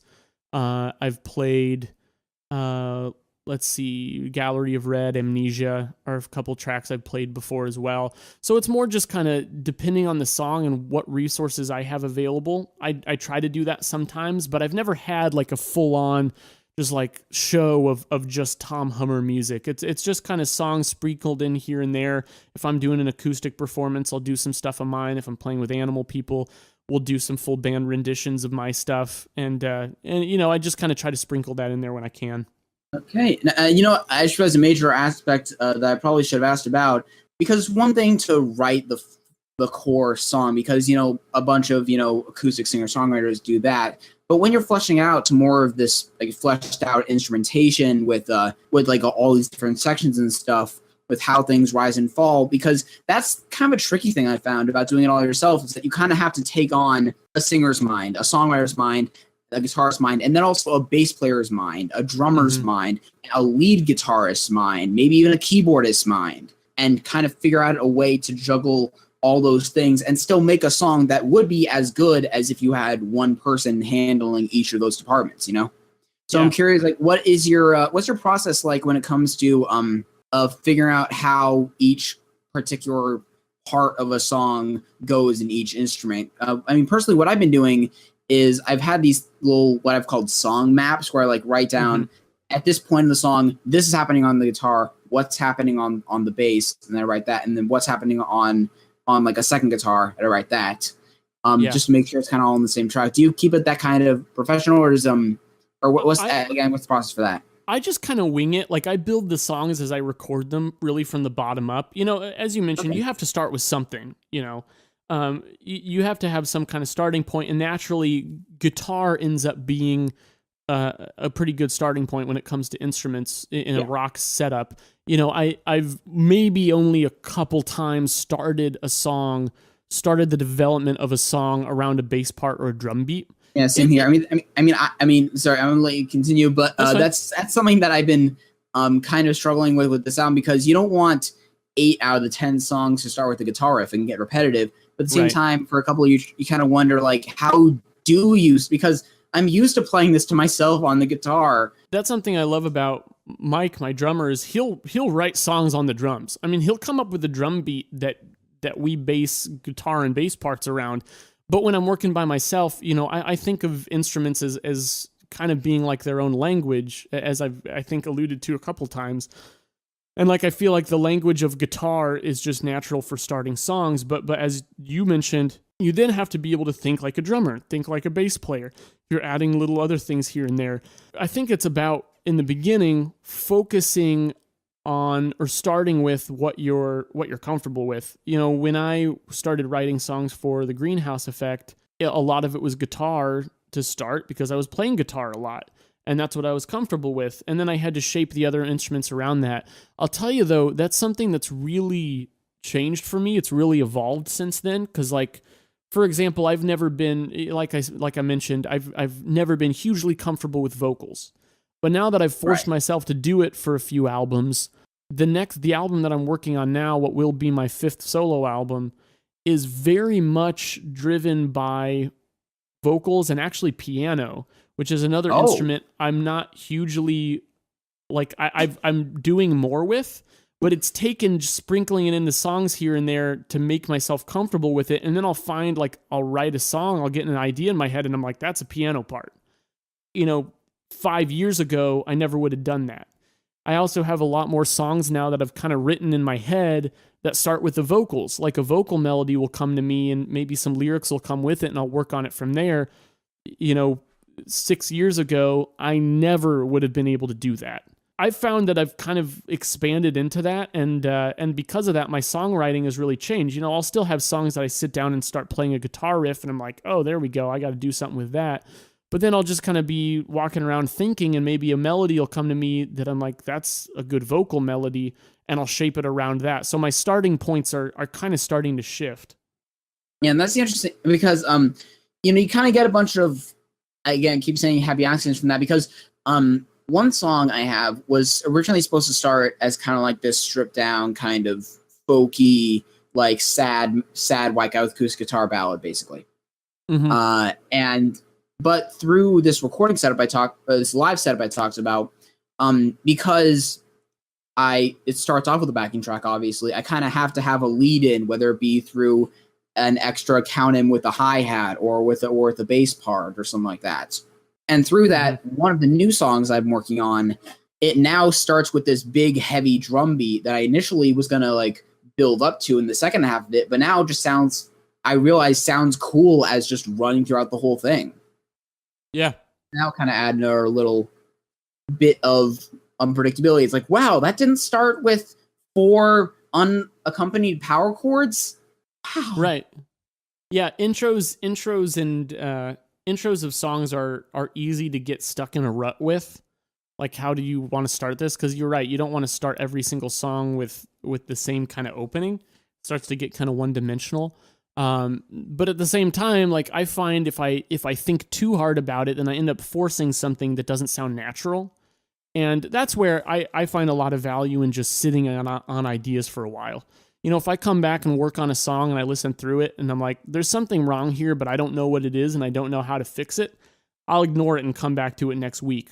And at some point, doing that for long enough, you figure out how to fix it.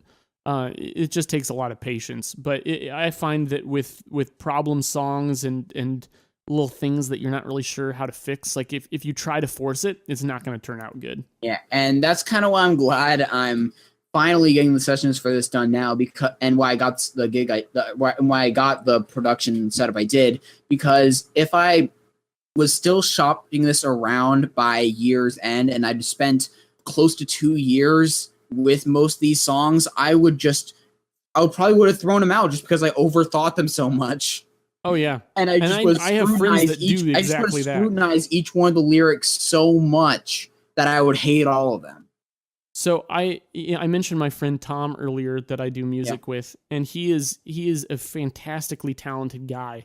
And we have a solo album of his that we've literally been working on and off for about 8 years. And he'll write a song. Do you take inspiration from Brand New by any chance? Oh yeah, I love Brand New. Okay, never mind. I was what? I was making a joke about. Did I miss something? Oh, how long they take to put albums out? Yeah, no kidding. I'm sorry. That was a lazy joke. I know. No, but he just, you know, it's one of those things, kind of like you said, like he tends to, you know, by the time he gets something ready to be released, he doesn't like it anymore. And he's changed lyrics to songs several times. He's changed the keys of certain songs several times. Like, oh, I like it better in this key. No, I like it better in this key. I'm like, you realize every time you do that, we got to re-record it. Like you have to, and I think that's something that's really tough especially as a solo artist, is you have to be able to draw the line somewhere and say good enough. Because in bands, I think the band dynamic. And in a way, because for this, like most of why I haven't been overthinking it even more when it comes to like vocal takes and stuff like that, it's just because I know, okay, I'm paying this guy by the hour and he's probably going to start getting into it. Even though we're pretty cool, we're in the same kind of church group and stuff. He's my age and stuff. But even then, like, I know that he's going to start getting a little exasperated if I try to sing this verse for the 15th time. Oh, yeah. Just because I missed one note. That's what producers are for, you know, and band dynamics help with that because you have other people to balance you out and kind of force you to move along. But it's an easy trap for solo artists to get stuck in because, you know, you want to put out something good. It's your name on it and your name on it alone.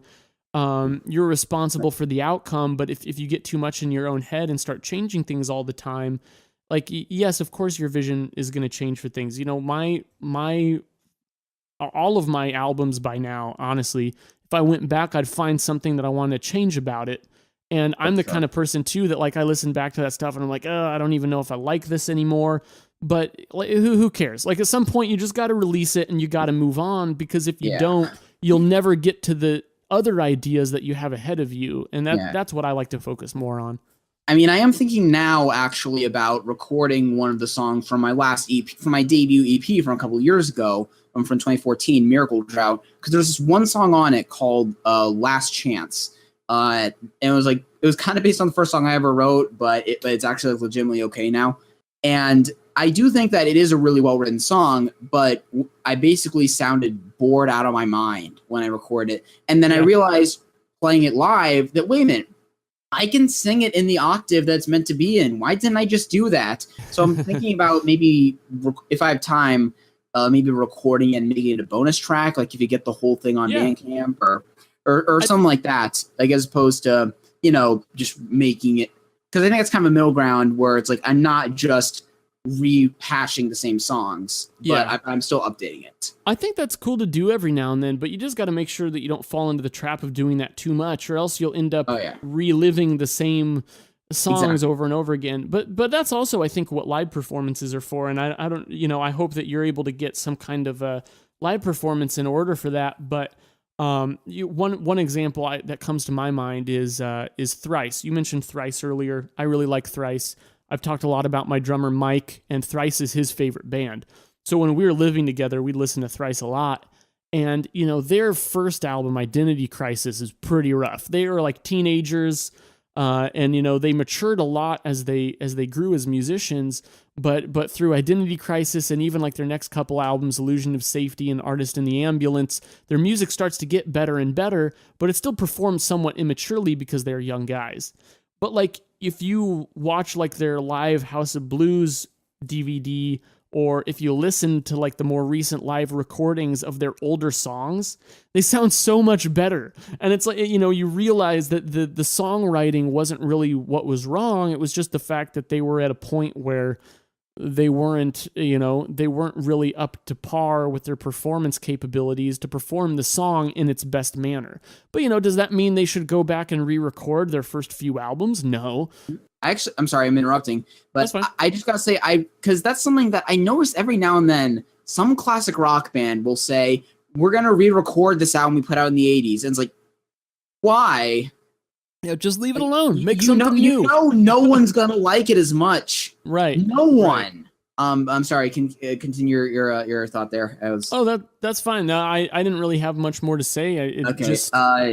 In that case, there is one last thing I wanted to bring up because we've kind of gone over everything else in depth enough. Like we went full rabbit hole music nerd. Like if you're thus far in, props to you. You're probably in the exact same position you are. Like this is like probably the most niche freaking podcast I've ever done, and I did a whole thing on where I ranked Death Grips albums for an hour and a half with my co-host. But anyway, now when we were going through the examples of other artists, some just went by their own name, whereas some kind of came up with like an alias or a stage name or like a project name.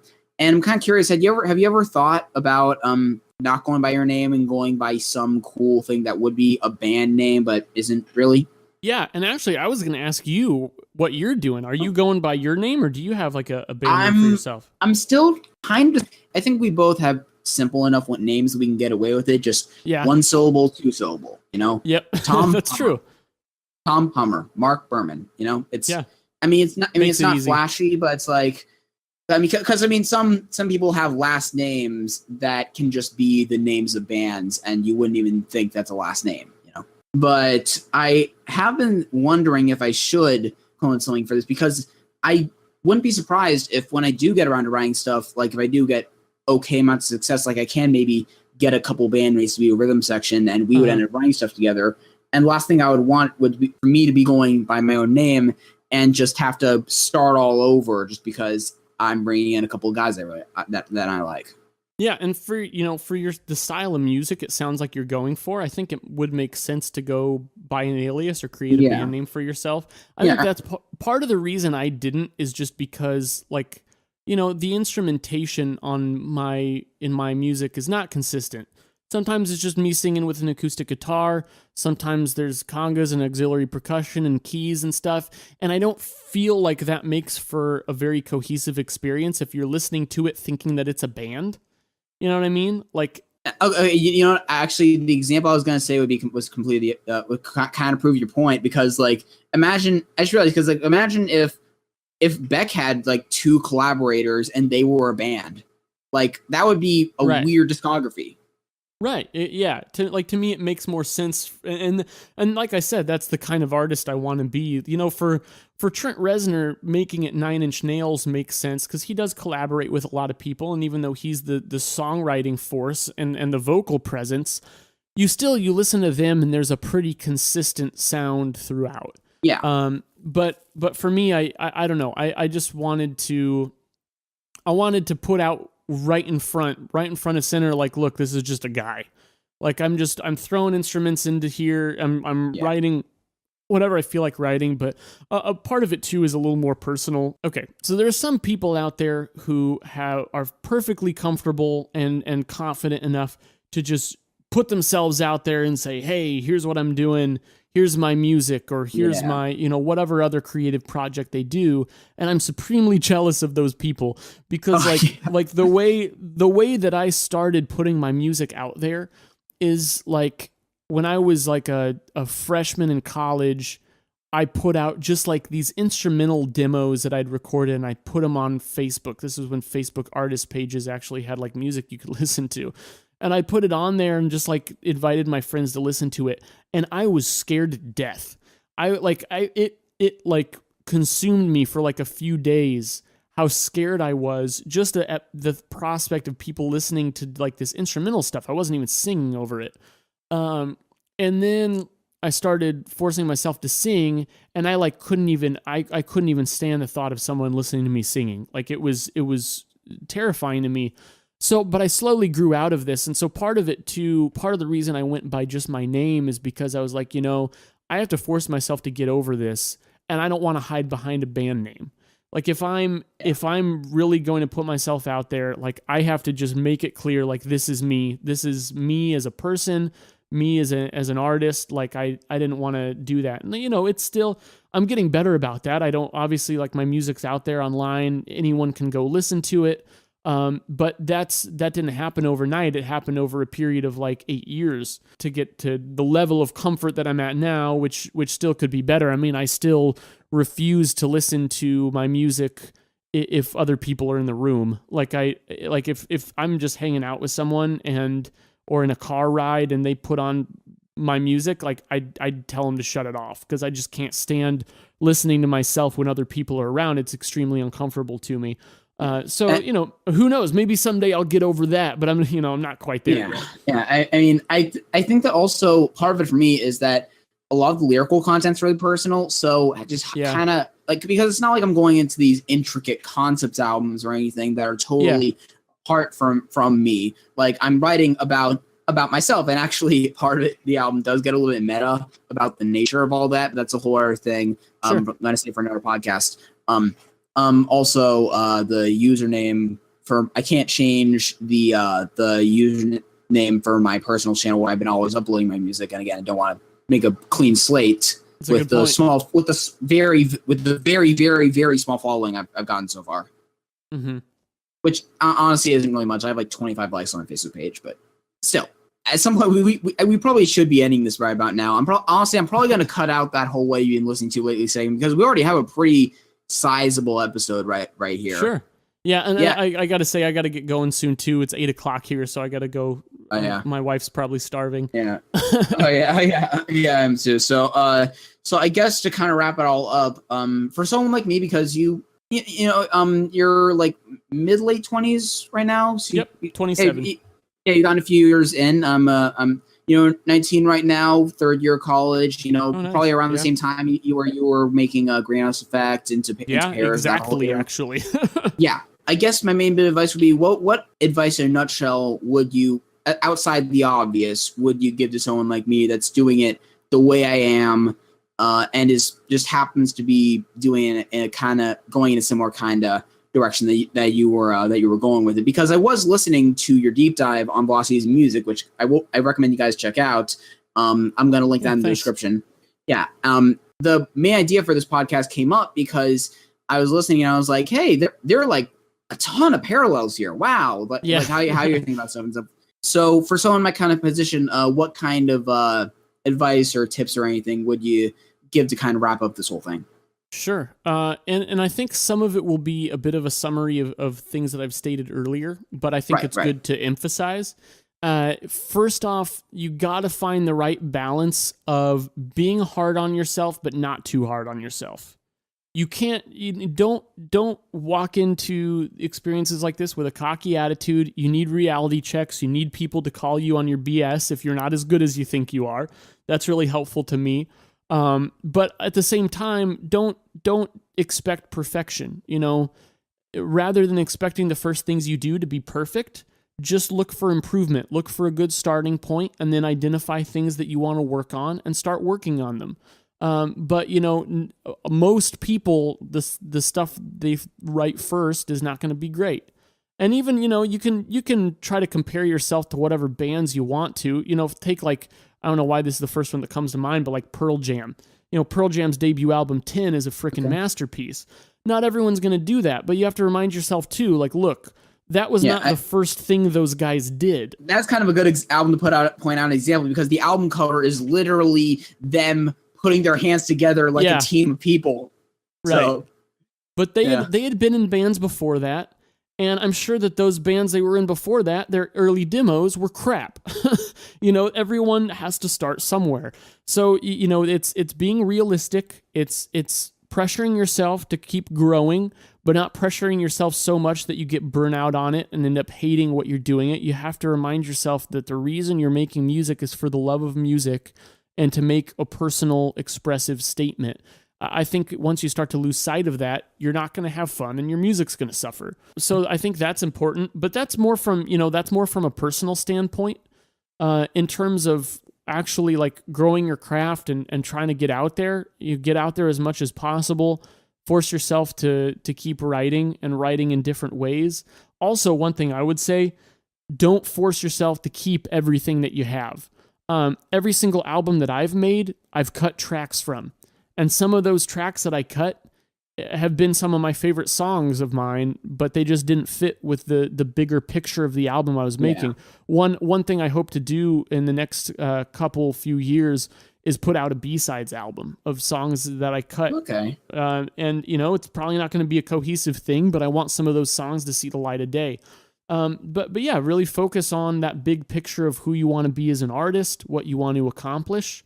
And I think that if you have that right attitude and just keep creating, then eventually, it's only going to get better and better. I don't see how it could go any other way if you remember those things. Yeah, I have kind of started on the cutting songs thing because there was one song that I was thinking about ending the album with, but I realized that it just felt kind of unnecessary. So I was thinking about maybe, if not making a bonus track, then maybe making it like, I don't know, maybe something from the next album, maybe just like a standalone thing. Because it is like, it does go in like a completely weirder direction than everything else. Yeah, that might be a good idea. And I realized the last song on the album now is a much cooler way to end it anyway. But yeah, thanks for talking with me, Tom. It's been kind of a cool little special to do on here. Absolutely, yeah. I love chatting. Thanks for having me on. Yeah. I mean, have you ever done a podcast outside of like stuff with Jake? No, not really. Yeah, I'm open to it though. I'll talk with just about anyone about me. I love talking about this stuff. So when you invited me on, it was a no brainer. Of course, it was nice to kind of get into this rabbit hole here because I'm sure there's this is one of those things where like I'm sure there'll be like no other context where you could go this deep into this very specific aspect of being a musician. Like because I'm actually planning on when my album comes out. Doing an episode that's essentially a me deep dive, for lack of a better term, where I listened to the album with Johnny, my co-host, and he asked me stuff about it, which maybe a little self-indulgent. I don't know, but I feel like this stuff wouldn't really come up as often, so it's nice to kind of get it all out there for this one, as opposed to having one less aspect to worry about. Then, yeah, okay, guys. So I'd recommend that you guys check out Tom's stuff, specifically his new album, Dystopian Blues. It's a little weirder than his past stuff, so if that's a little too weird and proggy and stuff for you, then his last few albums would do that, especially Sexism Sells. That's probably the most like immediate and the one that I'd recommend for more rock fans. That's the one that kind of engaged me the most, but maybe the other ones are, I'm sure the other ones are more growers. But also check them out on Velocities Music. Listen to the podcast, maybe even check out past album reviews, from the past couple years. Don't want to get too early on, according to you. But also, guys, man, of course, as soon as we stop talking about that, then I get those blanks again. It's all right. Yeah, me and Jake do this all the time. Me and Jake have these like moments where someone will say something. One of us will just say something that throws the other one off, and we just end up laughing for like a minute straight, and then we have to regroup ourselves and continue. And I end up cutting that out. That's something I wanted to ask people that have podcasts. Like, how much do you cut out? We don't end up cutting out a lot, but we end up cutting out. I don't know, maybe like a couple minutes worth out of each episode. If we happen to trip over a word or we just say something that was stupid, or honestly, just because we like to ruffle each other's feathers, like he'll just say something just to throw me off, like just for the purpose of throwing me off and tripping me up. So, to get a rise out of me. And then we play those games with each other all the time. So sometimes we have to cut those out, but sometimes we leave them in. You know, maybe you can keep one of those sometime. Just I was gonna say, I think what I'm thinking about is I might actually do that next month for like our year anniversary of the podcast format, because I keep all the little clips of those moments, so I'll have to compile those. They're pretty funny. Didn't you guys have a blooper thing a long time ago? A long time ago, yeah. Once we reached like 1,000 subscribers, we had like a top 15 moments, and that was from our first like 300 episodes. Yeah, from probably our first couple of years, and it was funny. We went back and watched that a while back, and it was funny. But yeah, we still have a bunch of those on the audio podcast, so we'll probably put those together at some point. Yeah, I was thinking about doing something like that at some point, but you know, maybe I should wait till it gets a little bigger to be able to care enough.